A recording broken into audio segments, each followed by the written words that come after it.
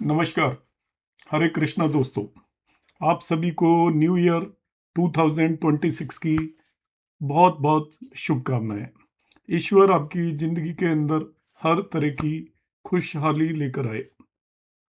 मैं आपका host doctor Mahesh Joshi. आपने मेरे प्रीवियस 3-4 वीडियो देखे होंगे जिनके अंदर मैंने आपके प्रश्नों के जवाब ढूंढने के तरीके बताए थे, और ये सभी मेथड प्राचीन या ओल्ड एंशियंट एस्ट्रोलॉजी पर बेस्ड है, जिसे हम हमारे गांवों के अंदर पंडित या पुजारी या पुराने एस्ट्रोलॉजर आपके प्रश्नों के किस तरीके से जवाब देते थे, उस पर एक मेरी काफ़ी रिसर्च है। अक्सर मैं उन लोगों से मिलकर उनके तरीके जानने की कोशिश करता हूं, और ऐसे ही कुछ मैं आपको तरीके बता रहा हूं। अब 2026 का नया साल शुरू हुआ है। आपके दिमाग के अंदर बहुत सारे प्रश्न होंगे कि इस साल मेरा ये काम बनेगा या नहीं बनेगा। आपने राशि फल वगैरह के बहुत वीडियोस देखे होंगे। राशि फल वगैरह कुछ अप्लाई नहीं होता, क्योंकि जो हमारा ये वर्ष है ये अंग्रेजी कैलेंडर के हिसाब से होता है, जबकि हमारी राशियों का परिवर्तन अंग्रेजी कैलेंडर के हिसाब से होता नहीं है। इसलिए उन्हें जानकर आप, मेरी ये आपसे वो रिक्वेस्ट है कि अपना समय खराब ना करें। प्रश्न एस्ट्रोलॉजी में जो प्राचीन समय पर हमारे प्राचीन एस्ट्रोलॉजर्स बहुत ही सटीक सटीक टेक्निक यूज किया करते थे। मैं जो आपको आज बताने वाला हूं वो आपके स्वयं प्रश्न, मतलब आपके दिमाग के अंदर जो प्रश्न उठ रहे हैं या आपसे कोई और व्यक्ति पूछता है, उन दोनों का जवाब देने में कामयाब होंगे। इसमें केवल एक ही राइडर है, मतलब एक ही कंडीशन है कि आपके अंदर प्रश्न वो बहुत ही ज्यादा गंभीर होना चाहिए। यह नहीं कि आप दिनचर्या के हर प्रश्न का जवाब इससे ढूंढने की कोशिश करेंगे तो उसका उत्तर सही नहीं आएगा। आपके माइंड के अंदर उसमें चिंता होनी चाहिए। आपके मन के अंदर उस प्रश्न का जवाब देने की अगन होनी चाहिए, लगन होनी चाहिए। आपके मन के अंदर ऐसी भावना होनी चाहिए बहुत तीव्र रूप से कि भाई मुझे इस प्रश्न का जवाब किसी भी तरीके से चाहिए। केवल उन्हीं प्रश्नों का सही जवाब मिलेगा, क्योंकि इसमें यूनिवर्स या ब्रह्मांड आपकी मदद करता है प्रश्न एस्ट्रोलॉजी में। और ब्रह्मांड से आपका जब तक कनेक्शन नहीं होगा, जब तक कि आप पूरी तरीके से गहरे रूप पर उस चिंता में पड़े हुए हैं, उस प्रश्न का जवाब जानना चाहते हैं, तभी आपको आंसर मिलेगा। तो मैं पहले राइडर बता रहा हूं, क्योंकि अक्सर लोग क्या होता है फिर छोटी छोटी बातों पर इस प्रश्न एस्ट्रोलॉजी को लगाने लग जाते हैं, तब इसका कोई भी लाभ नहीं है, आपको कोई भी उत्तर नहीं मिलने वाला है। आज जो मैं आपको तकनीक बताऊंगा उसमें आपको एक तकनीक में तो बिल्कुल एस्ट्रोलॉजी की ABCD भी नहीं पता है, आपने कभी नाम भी नहीं सुना एस्ट्रोलॉजी का, तभी भी इसका बिल्कुल सटीक जवाब जान पाएंगे। कंडीशन फिर से वही है कि आपके मन के अंदर प्रश्न बड़ा तीव्र होना चाहिए, तभी उसका जवाब सही आएगा। तो पहली तकनीक बहुत सिंपल है, और यह बेसिकली केपी एस्ट्रोलॉजी की सबलॉर्ड थ्योरी पर बेस्ड है। सब लॉर्ड मीन्स उप नक्षत्र स्वामी पर, मगर आपको उप नक्षत्र स्वामी जानने की कोई आवश्यकता नहीं है। मैं केवल नंबरों के बेस पर इसका आपको आंसर आपका सही आएगा या नहीं आएगा वो बताऊंगा। आपके माइंड के अंदर कोई भी प्रश्न उठा, या आपके पास कोई भी व्यक्ति आया उसके माइंड के अंदर प्रश्न उठा, तो अब आप क्या करेंगे, उससे कहेंगे आप 1 से लेकर 249, 1 to 249 कोई भी एक नंबर चूज कर लीजिए। आप भी चूज कर सकते हैं, आपके पास जो भी व्यक्ति आया इनमें से कोई भी एक नंबर वो बताएगा, मगर वो नंबर रैंडम होना चाहिए, पहले से निर्धारित नहीं होना चाहिए। कोई भी नंबर उस समय पर आपके दिमाग के अंदर आया उसे आपने सेलेक्ट कर लिया। अब क्या करना है, देखिए 1 to 249 नंबर आया, मैं एग्जाम्पल के लिए ले रहा हूं, किसी व्यक्ति ने आपको बता दिया 129 नंबर। अब आप इसको 12 से 12 से डिवाइड करेंगे, 12 से इसमें भाग देंगे। 12 से भाग दिया, भाग देने पर आपको शेष फल जिसे हम रिमाइंडर बोलते हैं वो निकालना है। 1 से लेकर 249 तक कोई भी नंबर दिया, भाग देने पर जो शेष फल आया वो निकालेंगे। अब शेष फल आपका क्या क्या आ सकता है, यहाँ पर 0 से लेकर 11 तक आएगा। इस केस में शेष फल 9 आएगा। इस पर्टिकुलर केस में शेषफल कितना आएगा, 9, क्योंकि जब मैं 12 से डिवाइड करूंगा तो 12 टेंजा या 12 दाई 120 और 9 बच गया। अब जो भी शेषफल आया वो निर्धारित करेगा कि आपने जो सोच रखा है वो काम आपका इस साल होगा या मुश्किल से होगा या बिल्कुल नहीं होगा, ये तीन पॉसिबिलिटीज हैं। तो इन तीनों को आप नोट कर लीजिएगा, मैं आपको यहाँ पर शेयर कर रहा हूं कि आपको किस तरीके से देखना है। इसको हम बोलते हैं थ्योरी ऑफ शॉर्ट प्रेडिक्शन। तो देखिए इसके अंदर आपको क्या करना है, यदि आपका हमने एक नंबर लिया 1 से लेकर 249 तक, उसको 12 से भाग दिया, यदि आपका शेष फल 0 2 6 11 आ रहा है, 0 2 6 11 आ रहा है, तब आपका वो काम इसी साल हो जाएगा पक्का। 100% वो काम आपका होगा। अब 100% में कंडीशन वही है, प्रश्न आप जबरदस्ती नहीं बनाओगे। जबरदस्ती जो प्रश्न बनाओगे उनका आंसर आपको जो भी मिलेगा वो बेकार है।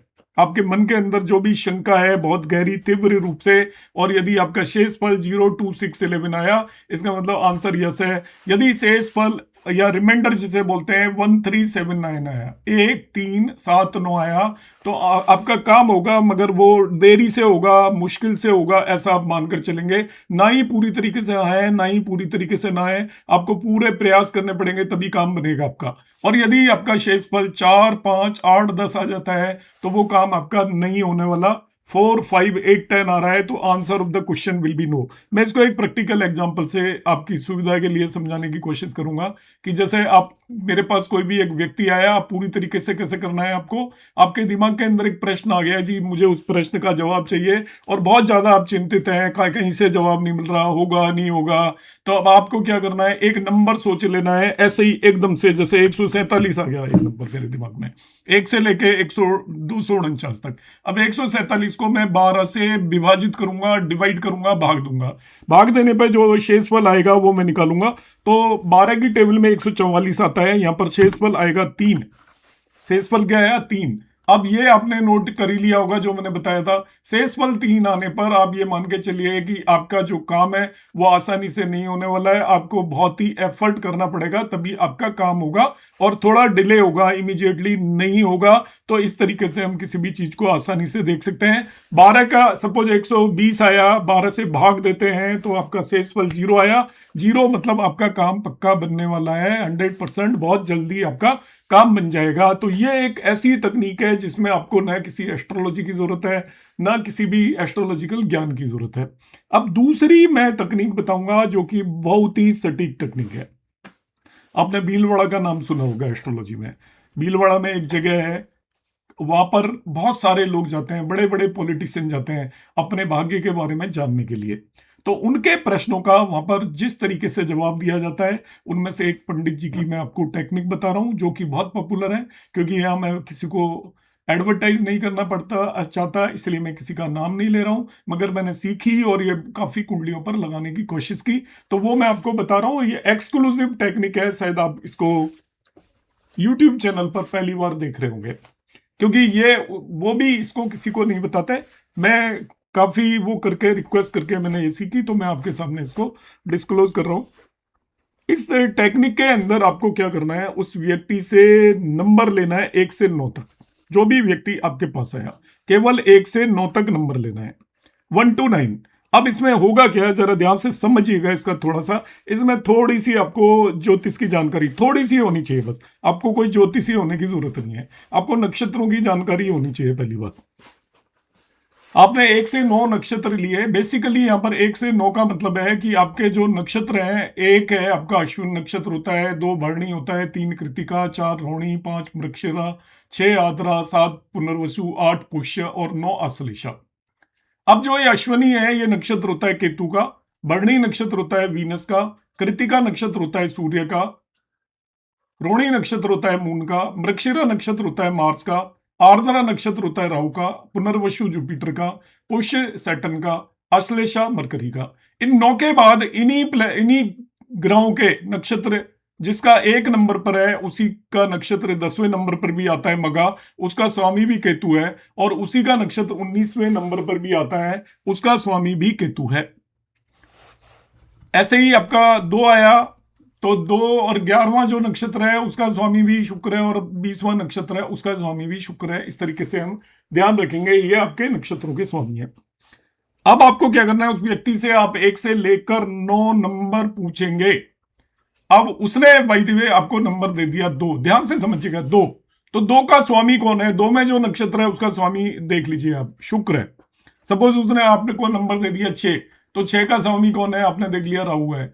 उसने सपोज आपको नंबर दे दिया 8, तो 8 का स्वामी कौन है? आपने देखा वो शनि है। ठीक है, इन चीजों को आप ध्यान से रखिएगा। अब हमें क्या करना है? सबसे पहले हमने उस व्यक्ति से एक नंबर पूछा, उसने 1 से 9 तक जो भी नंबर बताया, उस नंबर पर जो नक्षत्र आता है उसका स्वामी आपने नोट कर लिया। सपोज वीनस है। अब दूसरे नंबर पर जो नक्षत्र आया उसका स्वामी आपका शुक्र है। आप ये देखिए कि शुक्र जो भरणी नक्षत्र है वो किस राशि में आता है, वो भी देखना है अभी आपको, किस राशि में आता है।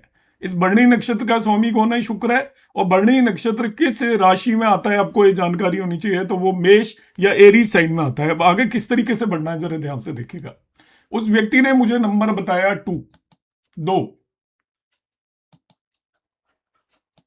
नंबर बताया 2, तो 2 नंबर के नक्षत्र का स्वामी कौन है? शुक्र, वीनस। और 2 नंबर का नक्षत्र किस राशि में आता है? किस राशि में आता है? मैं हिंदी में लिख रहा हूं, लोग राशि में आता है, यह भी आपको पता होना चाहिए। तो 2 नंबर का नक्षत्र आता है मेष राशि या एरीज साइन में। मेष राशि में आता है। अब मेष राशि का स्वामी कौन है ये आपको पता होना चाहिए। मेष राशि का स्वामी मार्स है। तो 2 नंबर उसने बोला, तो 2 नंबर नक्षत्र का स्वामी शुक्र है और वो जिस राशि में आता है उसका स्वामी मार्स है। तो मेरे पास मैंने 2 प्लेनेट पकड़ लिए, एक हो गया वीनस और दूसरा हो गया मतलब शुक्र और दूसरा हो गया मंगल। 2 प्लेनेट पकड़ लिए। इन दोनों के सभी नक्षत्रों को आप नोट कर लीजिए। शुक्र और मार्स के जितने भी नक्षत्र हैं उन्हें आप नोट कर लीजिए। आपको पता होना चाहिए शुक्र के कौन कौन से नक्षत्र होते हैं। तो शुक्र का नक्षत्र आपका भरणी, फिर आपका आता है पूर्व फाल्गुनी। वो ऊपर वाली ट्रेवल का प्रिंट ले सकते हो जो मैंने अभी आपको दिखाई थी, फिर दिखा दूंगा। उत्तर और इसके बाद पूर्वाषाढ़ा। ये तो आपके शुक्र के नक्षत्र हो गए। इसके बाद मार्स जिसकी राशि में ट्रांजिट कर रहा है उसके नक्षत्र कौन है? मार्स का पहला नक्षत्र होता है मृगशिरा, फिर होता है चित्रा और तीसरा होता है आपका धनिष्ठा। आंसर क्या है ध्यान से समझिए। यदि प्रश्न वाले दिन चंद्रमा इनमें से किसी भी राशि में ट्रांजिट कर रहा है, चंद्रमा प्रश्न के समय पर, अभी मेरे पास प्रश्न आया, अब मैं चंद्रमा का ट्रांजिट देखूंगा वो किस नक्षत्र में ट्रांजिट कर रहा है अभी आज के समय पर। यदि इनमें से 6 में से किसी भी नक्षत्र में ट्रांजिट कर रहा होगा तो आपका प्रश्न का उत्तर हाँ होगा, नहीं तो प्रश्न का उत्तर ना होगा। अब नक्षत्र कैसे देखते हैं वो आप एस्ट्रोसेज ऐप के अंदर भी जा सकते हो। अभी के समय की आप कुंडली बना सकते हो, कुंडली से भी आपको पता चल जाएगा चंद्रमा किस राशि और किस नक्षत्र में ट्रांजिट कर रहा है। मतलब इन 6 में से किसी भी नक्षत्र में यदि चंद्रमा ट्रांजिट कर रहा होगा तो आपका काम बनेगा ही बनेगा। ये ऐप खुलता है तब तक मैं इसको फिर से रिपीट कर देता हूं मेथड को, और मैं फिर से आपको एक बार बता देता हूं। आपको करना क्या है कि आपके पास जो भी व्यक्ति आया, ये आप अधिकतर लोगों को जिनको एस्ट्रोलॉजी आती है उनके लिए तो ये सारी चीज नॉर्मल है, मगर जिन्हें एस्ट्रोलॉजी नहीं आती वो इसको आप आसानी से देख सकते हैं। एस्ट्रोलॉजी नहीं आती उसे नोट करना है कि कौन सा नक्षत्र आ रहा है आपका। वन बोला तो उसका स्वामी कौन है? केतु है। मगर वन आपका आता है तो इसकी जो राशि है वो कौन है? राशि स्वामी मार्स है। वो कोई भी नंबर बोल सकता है आपका। सपोज व्यक्ति ने 7 नंबर बोला, एक और एग्जांपल ले लेता हूं मैं आपको समझाने के लिए। व्यक्ति ने बोला आपको कि 7 नंबर, देखिए मैं 7 वाले का आंसर आपको करके बताऊंगा। देखिए उसने बोला 7 नंबर, तो 7 नंबर का जो नक्षत्र है उसका स्वामी होता है जुपिटर, गुरु। इसके बाद 7 नंबर का जो नक्षत्र है वो आपका 2 राशियों में आता है। ध्यान से देखिएगा, 7 नंबर का नक्षत्र है 2 राशियों में आता है। एक आता है ये मिथुन या जेमिनाई, और दूसरा आता है कैंसर।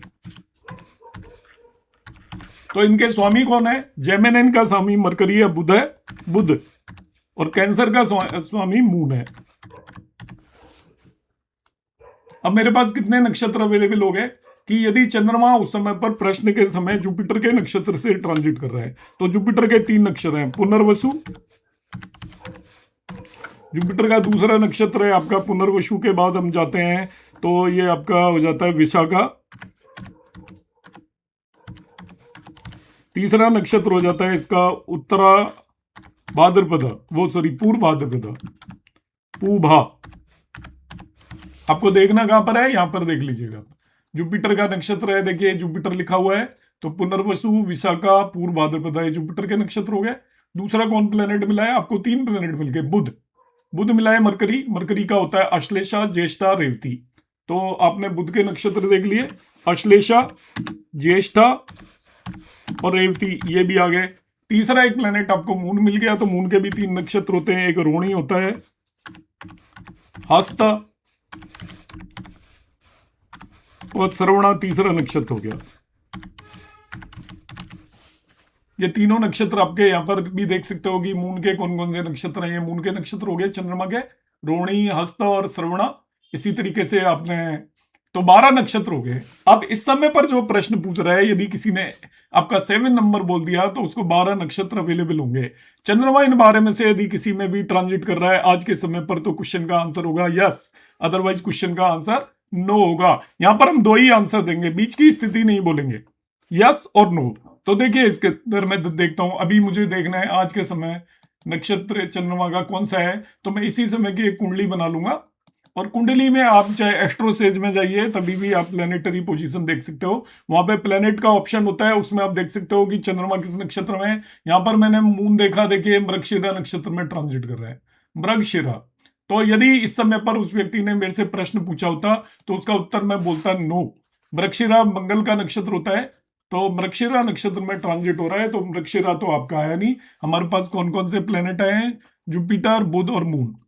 तो मैं आंसर उसको नो बोल दूंगा। मैं एक एग्जांपल और समझा देता हूं। सपोज व्यक्ति आपको बोलता है नंबर 4, 4 नंबर बोलता है, तब मैं क्या करूंगा? देखिए 4 नंबर बोला उसने, तो 4 का जो नक्षत्र स्वामी है यहां पर देख लेते हैं, मैं आपको पूरा एग्जांपल से बताता हूं। 4 का नक्षत्र स्वामी कौन है? 4 है रोहिणी, उसका नक्षत्र स्वामी हो गया मून। और 4 नंबर का जो नक्षत्र है वो आपका होता है वृषभ राशि में। वृषभ राशि टॉरस साइन के अंदर होता है 4 नंबर का नक्षत्र, वृषभ राशि के अंदर होता है। ये भी आप देख सकते हो यहां पर कि कौन सा नंबर का नक्षत्र किस राशि में होता है। ये आपका नक्षत्र है 1 2 3 4 5 6 7, इस तरीके से कौन कौन से नक्षत्र किस राशि में है। आप इसका स्क्रीनशॉट ले लीजिए कि आपका सपोज विशाखा नक्षत्र है, स्कॉर्पियो राशि में होता है 16वें नंबर का। इसकी तो जरूरत नहीं पड़ेगी, केवल पहले 9 नक्षत्रों की जरूरत पड़ेगी, वो यहां से आपको पता चल जाएगा किस राशि के अंदर आ रहा है। तो 4 नंबर का नक्षत्र जो होता है वो आपका टॉरस साइन के अंदर होता है। तो यहां पर मुझे पता चल गया नक्षत्र तो 4 नंबर का है, तो उसका स्वामी तो मून है। और आपका ये जो राशि है वो 2 नंबर की है, उसका स्वामी है वीनस। अब आपको सिंपली ये देखना है कि यदि चंद्रमा आज की डेट में चंद्रमा या शुक्र की राशि में ट्रांजिट कर रहा है, तो आपके क्वेश्चन का आंसर होगा यस। वो चंद्रमा या शुक्र के नक्षत्र में ट्रांजिट कर रहा है, चंद्रमा या शुक्र के नक्षत्र में ट्रांजिट कर रहा है। तो चंद्रमा के 3 नक्षत्र होते हैं, शुक्र के 3 नक्षत्र होते हैं, उनमें से किसी में भी वो ट्रांजिट कर रहा है, तो आंसर होगा यस। अभी हमने देखा था कि चंद्रमा एट प्रेजेंट मृगशिरा नक्षत्र में ट्रांजिट कर रहा है, मृगशिरा मंगल का नक्षत्र होता है, इसलिए उस क्वेश्चन का आंसर होगा नो। तो इस तरीके से हम आसानी से आप अपने सेल्फ क्वेश्चन का भी आंसर जान सकते हो। तो 2026 में आपके कौन से काम बनने वाले हैं, कौन से काम नहीं बनने वाले हैं, उसमें से आप दोनों टेक्निक में से किसी भी टेक्निक को लगा सकते हैं और उसके बेसिस पर आप इसका आंसर जान सकते हैं। तो ये एक मैंने आपको प्राचीन तकनीक बताई है, आप अपनी कुंडलियों पर इसे लगाएं और इसका भरपूर उपयोग करें। नमस्कार, धन्यवाद।